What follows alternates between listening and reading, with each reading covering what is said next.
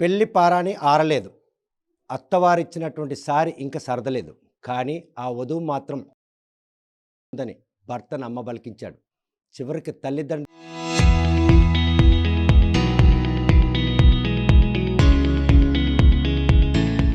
క్షేత్రస్థాయిలో పరిశీలించగా ఆమెని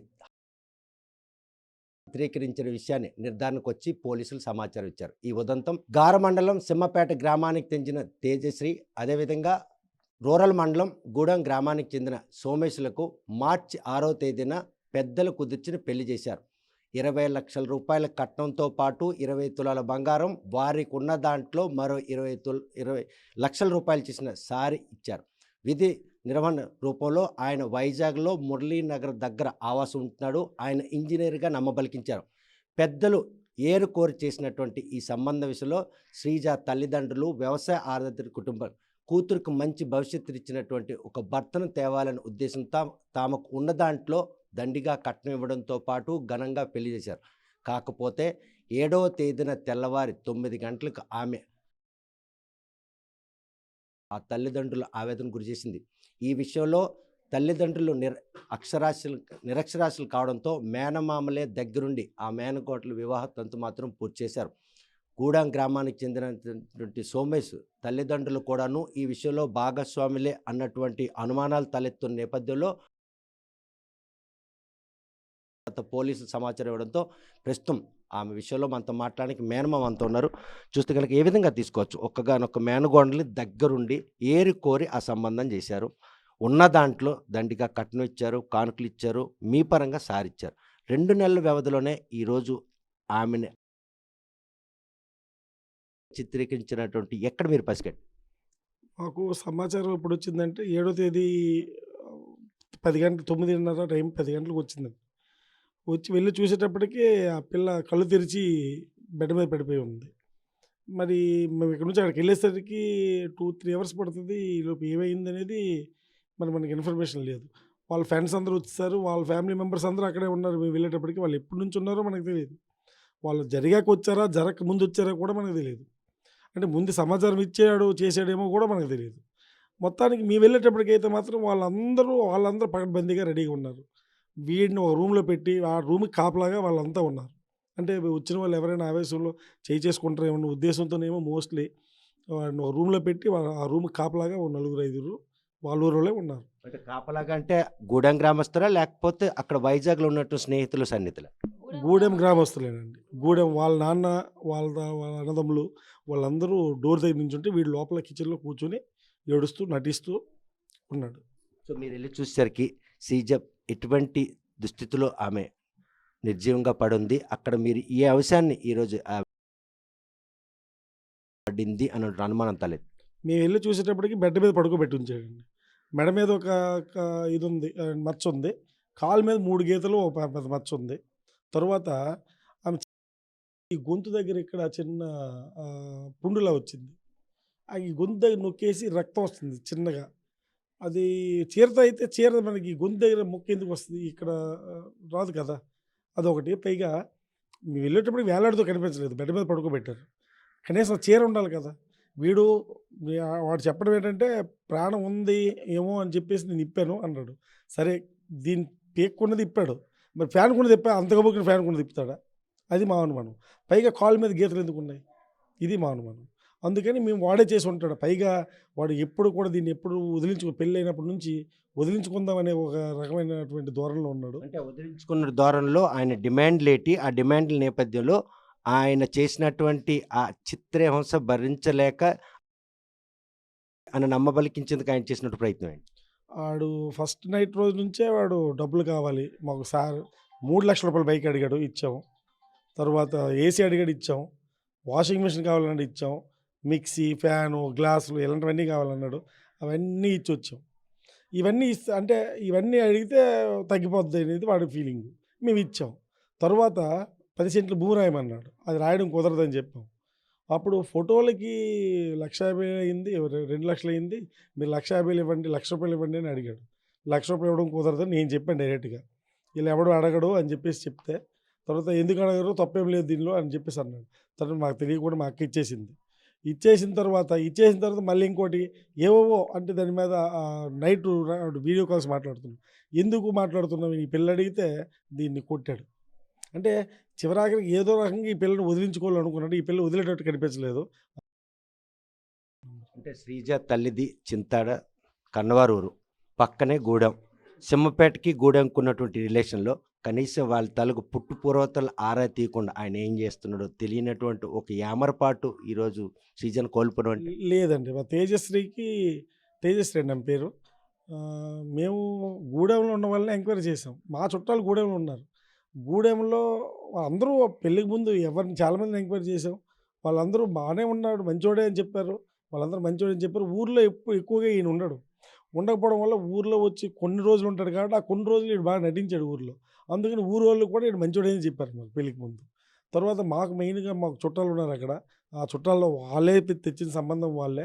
ఆ పిల్లలే మాకు బాగా ఫోర్స్ చేశారు. ఈ పెళ్ళి చాలా మంచి పిల్లోడు అని చెప్పేసి. అందుకని ఇక మా అమ్మాయిని మేము ఇక ఇచ్చి పెళ్లి చేసాము. అది. చూస్తే కనుక తేజశ్రీకి సోమేష్‌తో పెళ్లి సంబంధం విషయంలో ఆ గ్రామస్తులు ఇచ్చినటువంటి పక్కా వివరాలతోనే ఈరోజు పెళ్లిని ఘనంగా చేశాం. కాకపోతే ఆయన ప్రవర్తనలో మార్పుతో పాటు అదనపు కట్నం తేవాలన్నటువంటి డిమాండ్ ఇవన్నీ కూడా నెరవేర్చుకుంటూ వస్తున్నప్పటికి కూడా ప్రీ ప్లాన్డ్‌గా ఈరోజు తన మేనకోడలు మాత్రం అతి కిరాతకంగా చిత్రీకరించేందుకు ఆయన చేసిన ప్రయత్నంలో మేము క్షేత్రస్థాయికి వెళ్ళేసరికి మాత్రం ఆమె ఒంటిపై ఉన్నటువంటి గాయాలు, మెడపై ఉన్నటువంటి ఆ గాయాన్ని గుర్తించి పోలీసులు సమాచారం అప్పటికే వాళ్ళంతా కూడాను ఆమె మృతదేహాన్ని మంచంపై వేయడం, అక్కడ ఎటువంటి ఆనవాళ్ళు కూడా విడిచిపెట్టడం ఇవి కూడా వారికి అనుమానం తలెత్తిపిస్తాం. తేజశ్రీకి సంబంధించి తల్లి మనతో ఉన్నారు. చూస్తే కనుక ఒక్కగానొక్క కూతురు. తండ్రి కంటే ఎక్కువ మీ సంరక్షణలో పెరిగింది. ఈరోజు కూతురికి ఈ స్థితి రావడం వెనక భర్తే కారణం అనుకుంటున్నారా? మీ ఏరకత్తి ఏరకడ కూడా ఇందులో భాగస్వాములు? భర్తే కారణం నాకు తెలిసి. ఎందుకంటే ఫస్ట్ నైట్ రోజే మీ వెనక భూమి లేదని అడిగాడంటే నాకు అప్పుడే గుండె ఈడిపోయింది. మీ కట్నం ఎలాగిచ్చినాం అనేది వాడు చూసుకోలేదు. భూమి ఎందుకు లేదని అడిగాడు. తర్వాత నీ వెనక ఇంకేం రాదు కదైతే, నీతో ఇంకేం లేదైతే అని మొదలుపెట్టాడు అక్కడ నుండి. అయినా ఆడికి బాధ అనిపించకుండా మేము ఏదో ఒకటి అప్పో సప్పో ఆడు అడిగిందే ఇచ్చే ఉన్నాం. ఆడు అంతటితో ఎవరితో వీడియో కాల్లో మాట్లాడుతున్నాడని నాతో చెప్పిన, అమ్మ మగోడు అలాగే ఉంటాడు, నువ్వు వాడికి ఏమనొద్దు. మగోడు అన్నాడు ఎవడైనా అలాగే ఉంటాడు. కానీ నువ్వు వాళ్ళకి అడిగితే వాళ్ళకి కోపంలాగా ఉంటుంది. ఆ విషయాలు ఒక్కొక్కసారి అడిగినా ఎప్పటికి తరచూ అడక్కు, మంచిగా ఉండు అని చెప్తే అలాగే ఉండేది. అలాగే ఉన్నా దాని ఎదురుగే మాట్లాడు, దాని ఎదురుగా వాళ్ళతో పేకటాడాడు, దాని ఒళ్ళో బొర్రెట్టుకుని తొంగొండరు ఒకసారి. అంటే ఇప్పుడు ఎవరు ఆవిడతో ఆయనతో మీ అల్లుడు దీపు యసు అని వాళ్ళకి పేకట ఆడించాడు, ఇంటికి తెచ్చేసాడు. వాళ్ళు ఆడుతుంటే వాళ్ళ ఒళ్ళో పడుకొని పేకలో ఇలాగ ఇడదీసాడట ఆటలో. ఇవన్నీ చెప్తుంటే నేను ఎలాగో అమ్మా అడగకుండా ఉంటాను అనేసి అంటే, మరి అడిగితే గొల్లు అదేనమ్మా, అయినా అడక్కలేపోని కొంతవరకు చూద్దాం అని తల లాపుకొచ్చు.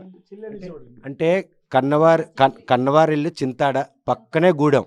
కనీసం ఆ 2 గ్రామాల్లో ఎక్కడైనా నీ కూతురికి ఇటువంటి ఆపద పొంచి ఉంటుంది అన్నటువంటి అనుమానం మీకు ఎక్కడ రాలేదు? మాకైతే ఆయన చూస్తే రాలే. ఎందుకంటే సంబంధం సెటిల్ అయిపోయిన తర్వాత ఫోన్ నెంబర్ తీసుకోండి, నాకు విషయం చెప్పవా, నాకు ఈరోజు పుట్టినరోజు అని. అప్పటి నుంచి ఆ నెంబర్ తీసుకోండి కదా, అప్పటి నుంచి తరచూ ఫోన్ చేస్తూ ఎంతగా మాట్లాడాడో తెలుసా, ఎంత ప్రేమగా ఉన్నోళ్ళలాగా. నీ బర్త్డే చెప్పు, నా కారు మీద నెంబర్ ఇస్తాను. దాని బర్త్డే నెంబర్ వాడు కారు మీద వేయించాడు డబ్బులు ఖర్చు పెట్టి. నువ్వు పాస్పోర్ట్ చెయ్యి, మనం దేశాలు ఇలా అన్ని మూడుకి వెళ్దాం, ఇలాంటివన్నీ చెప్పి దానికి పొంగించాడు. నేను అతనికి తప్ప ఇంకెవరికి వెళ్ళనన్నట్టుగా, దానికి ఆడే తప్పు చేసినా నేను అడగనన్నట్టుగా అది అక్కడ నిలబడిపోయింది. ఆడే టార్చర్ పెట్టినా ఎప్పటికైనా మారుతాడు అనుకుని టార్చర్కే బలైపోయింది. కూతుర్ని కాపురంకు పంపించినప్పుడు అక్కడికి వెళ్ళేసరికి స్థితిగతి ఏంటి? ఆ తర్వాత కూతురు కాపురం చక్కదించేందుకు తల్లిగా నువ్వేం ప్రయత్నం చేశావు? అక్కడికి వెళ్తాడికి ఏటీ లేవు, ఒక ఇల్లు తప్ప. ఏటీ లేకపోతే వాషింగ్ మిషన్ అక్కడికే కొట్టుకుని వెళ్ళి ఇచ్చాను. గ్యాస్ లేదు. ఎవరు సపోజ్కి ఎవరైనా అక్కడికి వెళ్తే ఒక టీ కాదు కదా, నీళ్ళు ఇచ్చినట్టుగా ఒక గ్లాస్ కూడా లేదు అక్కడ. ఇది బాగలేదమ్మా, ఎప్పుడు కొంతన అంటాండి ఎప్పుడో అని అంటే, మరి వద్దులే నేనే వెళ్తాను, అన్నీ తెచ్చేస్తాను, అన్నీ కొంతానులే, అడిగి మరి అడగలే తీరకలేదేమో నేనే తెస్తాను అనుకుని మళ్ళీ ఇక్కడికి వచ్చేసి ఒక 10,000 ఆవిడ కాడ తీసుకొని చేయబోదులుగా వెళ్ళి ఒక గ్యాసు అన్నీ టీ మార్ట్లో కొనేసి ఇల్లు నింపేసి వచ్చాను. ఇవన్నీ సమకూర్చిన తర్వాత వారి కాపురం చక్కబడింది, వాళ్ళు అన్యోన్యంగా ఉంటారని ఒక నిర్ధారణకు వచ్చావా తల్లిగా?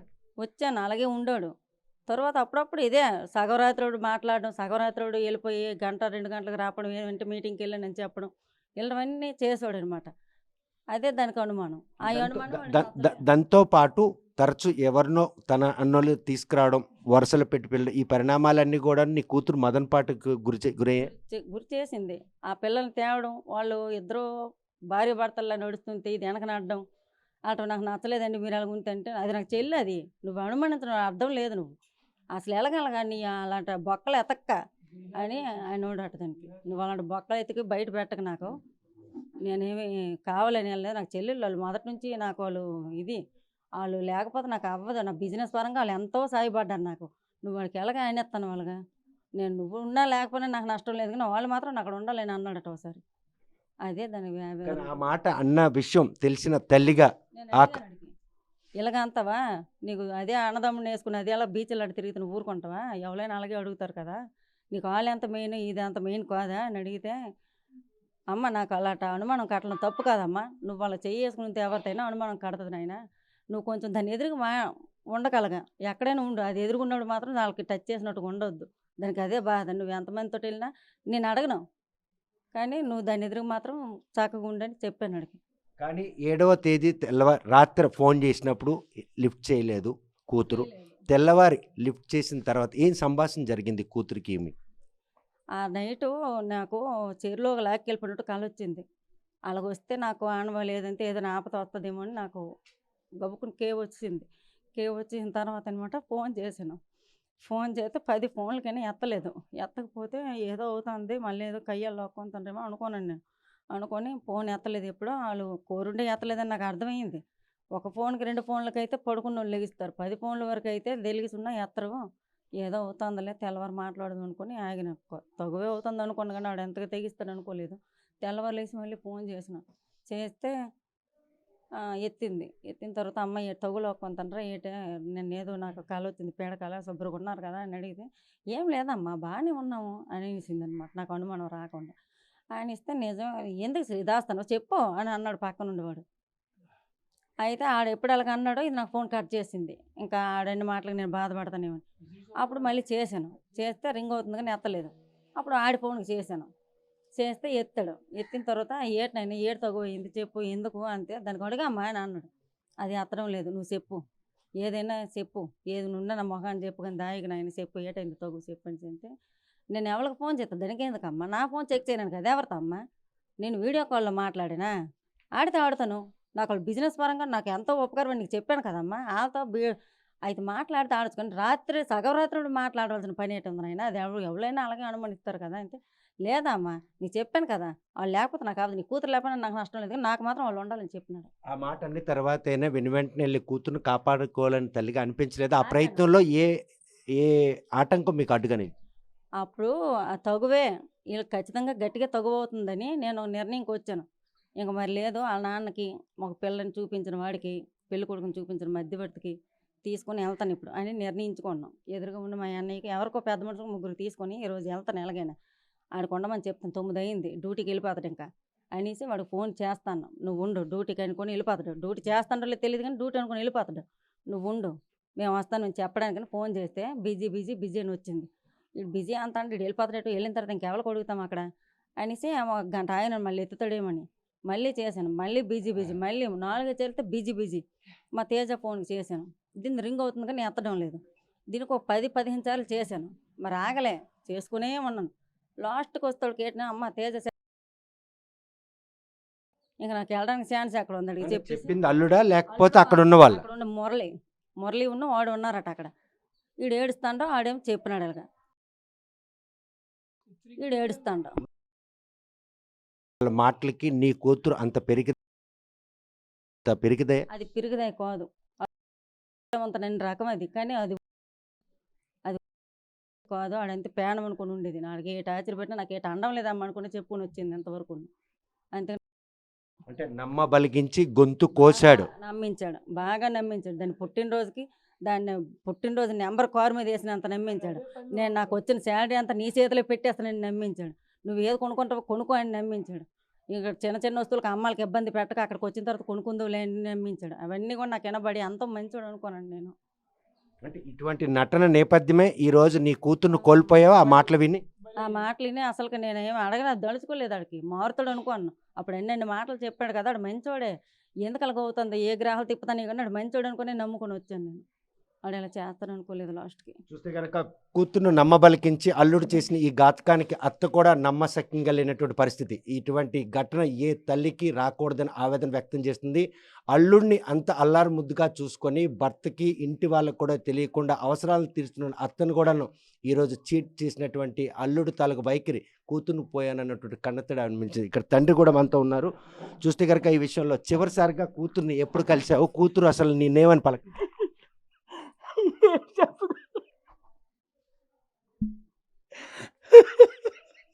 ఉపరాష్ట్రపతి వచ్చిన రోజు ఆ మీటింగ్ రోజు నేను అలా రోడ్డుకి వెళ్తే ఆ టైంలోనే ఆ పాప అటెన్లో వస్తుంటే ఏమమ్మ వెళ్ళిపోతాను వెళ్తే నేను పరీక్షకి వెళ్తాను నాన్న, నేను వస్తే రేపు వెళ్ళిండి మళ్ళీ వస్తానులే అంటే నా జోబులో ఏమి డబ్బులు లేకపోతే ఒక 20 రూపాయలు దాని చేతులు పెట్టేసి అదే నా చివరి చూపు, నా ఆఖరి మాట. అంతేగాని నాకు ఫోన్ లేదు కాబట్టి నేను ఎక్కువ మాట్లాడను. వాళ్ళ అమ్మకి వాళ్ళ మామయ్యకి పెద్ద మామయ్య వాళ్ళందరూ చూసుకుంటారు. ఆ బాధ్యత నాకు మరి లేదు. నాకేంటంటే వచ్చిన తర్వాత అమ్మ రాత్రి పొగలో మాట్లాడతాను అనేసి బాగున్నవంటే బాగున్నవే, సోమేశు బాగున్నవంటే ఆడు బాగుంది అనడమే. అంతేగాని ఎంత అన్యాయం చేయడంటే అల్లారి ముద్దున పిల్లకి ఆడికి మరి ఏంటి వద్దు, బ్రతకడానికి ఇక్కడ లేదు ఛాన్స్, అక్కడ పంపించడమే. ఈ పోలీస్ శాఖకి ఈ బట్ట నిలబడంటే అది ఒకటే, మరి ఇంకేటి లేదు. మాకు కావాలి మీ కూతురు కావచ్చు, కానీ ఆయనకి మాత్రం భార్య. ఆమె అంత్యక్రియలు పాల్గొనడానికి ఆయన వచ్చాడా? రావడానికి అవకాశం మరి వాళ్ళు అడగలేదు. మా బాధ్యత ఆడు వచ్చినాడంటే మళ్ళీ మేము వాళ్ళకేదో సపోర్ట్ చేసినట్టు అయిపోద్ది. మాకు పగ ఉండదు. మరి వాళ్ళు 12 రోజులు అక్కడ ఉండాలి, రిమాండ్ తేవాలి. ఇక మాకు అది బలం రేపు కాయదు. మీరు వాళ్ళు తెచ్చారు కాబట్టి నో అనేస్తారు కేసు. మా పిల్లలకి చేసుకోవడం ధర్మం. ఆడి గుర్తింపు పిసిగినోడికి ఆడికి మేము ఇచ్చి తలగొరి పెడితే అది ఎక్కడ నాయి, సమాజం ఒప్పుకోదు. ఇప్పటికే వాడు వస్తే అగ్గిలు పెడతాం అంటారు. నన్ను చెరువుకాయ సీలితే ఎల్లబోతాను. ఈ 2 నెలలు ఎలాగ దాచినారా అని రోజు నాకు ఆవేదన పెడతారు. మా ఇరుగు పొరుగు అందరూ వీళ్ళకి ఎవరికి కూడా చెప్పలేదు, కన్నా తల్లికి కూడా నేను చెప్పలేకపోను. అలాంటి ఎదవకి నమ్మి ఆ మృగానికి మా అమ్మకి బలి చేశాను. కానీ ఇక్కడ నుండి ఏ ఆడపిల్ల కూడా జరగడానికి చేయడానికి నేను ఒక చట్టం తెస్తాను. ఎందుకు ఇలాంటి వాళ్ళందరికి కూడా అక్కడ ఉద్యోగాలు ఇవ్వకంట, ఆ ఉద్యోగం మీద వీడికి ఇవ్వకంట, అక్కడ ఇక్కడ మేపే పెట్టకూడదు. వాళ్ళకి తీసుకెళ్ళి మేపు పెట్టడము మరొక ఇద్దరు తయారవుతారు, బానిస అయిపోతారు. జైలు శిక్ష కంటే మాత్రమే తీర్పు. ఎందుకు ఇక్కడికి వద్దు, మిలిటరీలో పడియాల, అక్కడ పడేసి అక్కడ జనాలకు కాపాడినట్టు ఉండి 1 సంవత్సరం పాటు ఉండి తీసిడి వాడికి స్టాంప్ వేసిలా దొంగ ఇంటికి మరి రావక్కర్లేదు. వద్దు ఇరుగు వద్దు. తల్లితో ఎక్కువ సాన్నిధ్యంగా ఉన్నటువంటి కుమార్తె ఏ రోజైనా నాకు ఈ కష్టం వచ్చింది నాన్న అని కానీ కళ్ళల్లో కానీ మాటల్లో కానీ నాకు ఇప్పుడు చెప్పలేదు. అది బాగోతుందో నేను అడగలేదు. నాది ఇప్పుడు పని రావడం అంతవరకే. వీళ్ళందరూ కూడాను అన్నీ తెలిసి కూడా మీరు ఉండిపోనరా నా సోదరులు, నా పక్కోళ్ళు, నా ఇరుగు పొరుగు మొత్తం ఎంత తెల్లారు వెళ్తే నేను వెళ్ళబోతున్నప్పుడు మీరు ఎంత దాచినారంటే ఎంత చేసినారంటే ఎంత పని లేకపోతే పిల్లలు ఇలా చేస్తాడు. ఆ 2-3 రోజులు చెప్పితే తెచ్చి ఇవ్వాలి కదా. లేదురా నాయన ఇంకా నేను పనికి వెళ్ళిన టైంకి ఫోన్ చేస్తుంది, వాళ్ళు మాట్లాడుకుంటారు. కానీ నాకు నమ్మకమే, వాడి మీద మహా నమ్మకం. కాకపోతే అన్నీ ఇస్తామా, ఒక బండి ఇచ్చినాం, అది నాకే తీసుకెళ్ళి దేబెట్టి అక్కడ వచ్చాను నేను. నీతో మాట్లాడినప్పుడైనా కూడా ఆయన తాలూకా ప్రవర్తనలో ఏమి ఎప్పుడు మాట్లాడినాడు ఎక్కువ. ఇక్కడ వస్తాను పెళ్ళి అయిన తర్వాత 3 రోజులు ఉన్నాడు అక్కడ. ఎక్కడ మేము గట్టిగా మాట్లాడితే నా కోపం వెలగవుతుంది అనేసి ఆడి విషయం నీకు కనిపడుతుందని తక్కువ తీసుకెళ్ళిపోయి భోజనం చేసిన వెంటనే 9 గంటలకి ఊరికి పలకరించి చెప్పకుండా చేయకుండా కారుకి వెళ్ళిపోయి ఏమంటే నాకు తెల్లారి డ్యూటీ, నా తెల్లారి హాస్టల్, ఇది ఒక్కటే పరిమితం, మరి ఇంకా లేదు. ఎందుకో పోలే పెళ్ళి అయ్యింది, ఇంట్లో అంటే అడిగేట్టు భోజనం పెట్టలే పని రౌలును అంతకు నోచుకోలేదు ఆ పిల్ల. అల్లారు ముద్దుగా ఆడి చేతులతో పుట్టి తెచ్చినాడు, ఈవేళ నా చేతికి ఇచ్చినాడు, నేను ఆడి చేతికి ఇచ్చినాను. ఏ రోజు పెళ్లి శుక్రవారం అయ్యిందో ఆ రోజు అంతం అగ్ని గుంటంలో వెళ్ళిపోయింది తెలుసా. చూస్తే కనుక సింహపేట గ్రామంలో తేజశ్రీ ఇంటి వద్ద ఎటువంటి విషాద ఛాయలు అలుముకుని ఉన్నాయి మనకు స్పష్టమవుతుంది. అడుగిన దగ్గరికి కట్నంతో పాటు కానుకలు ఇచ్చి ఘనంగా పెళ్లి చేశాం, 2 నెలల 1 రోజులోనే ఆమెని నూరేళ్లు పూర్తి చేసినటువంటి భర్త సోమేశ్వరరావు విషయంలో మాత్రం పోలీసు వ్యవస్థ కఠినంగా వ్యవహరించాలి.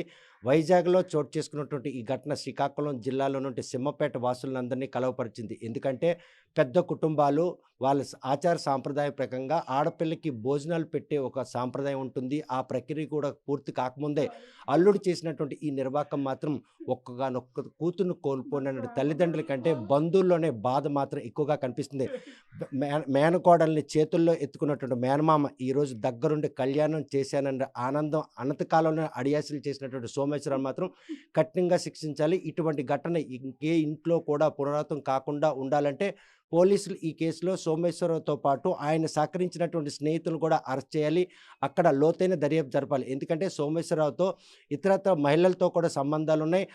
వారిని తరచూ ఇంటికి తేవడం, ఈ విషయాన్ని భార్యని ప్రశ్నించడం, ఇంత కష్టం వచ్చినా కూడా తల్లితో కానీ ఎవరితో కూడా ప్రశ్నించకపోయినప్పటికీ వారి అత్తమామలు ఇంట్లో ఉన్న నేపథ్యంలో వారు కూడా ఎందుకు వాళ్ళని తెస్తున్నామని సోమేశ్వరని అడిగినా వాటిని మాత్రం ఫుల్ స్టాప్ పెట్టకుండా వారితో నాకు ఆర్థిక లావాదేవీలున్నాయి, వ్యాపారంలో మాకు సహకరిస్తున్నారు, అందుకే వాళ్ళు నాతో వస్తారు, కాబట్టి మీరెవరు కూడా అడగడానికి మాత్రం ఏమాత్రం హక్కు లేదని చెప్పి అంటే ఆమెని బెదిరించడం, ఈ పరిణామాలన్నీ కూడాను ఈరోజు ఆమెని మదనపాటుకు గురిచేసి విధంగా సోమేష్ నడుచుకున్నాడు. కాకపోతే వారు చిత్రీకరించిన విషయం పోలీసులు నిర్ధారించి ఆ దర్యాప్తులో బాధితులు మాత్రం కఠినంగా శిక్షించినాడే వీరి మదనపాటుకు మాత్రం ఈరోజు ఒక స్పష్టత వస్తుందని చెప్పి ఆవేదన వ్యక్తం చేస్తున్నారు. మరి పోలీసులు ఈ విషయంలో ఎటువంటి దర్యాప్తు చేస్తారో, ఈ తల్లిదండ్రులకి ఆ బంధువులకు మదనపాటును తొలగించేందుకు వాడికి విధించబోయే శిక్ష ఎలా ఉండబోతుందనే విషయం వేచి చూడాల్సిందే. వీడియో జర్నలిస్ట్ రామకృష్ణతో సత్యం, RTV శ్రీకాకుళం.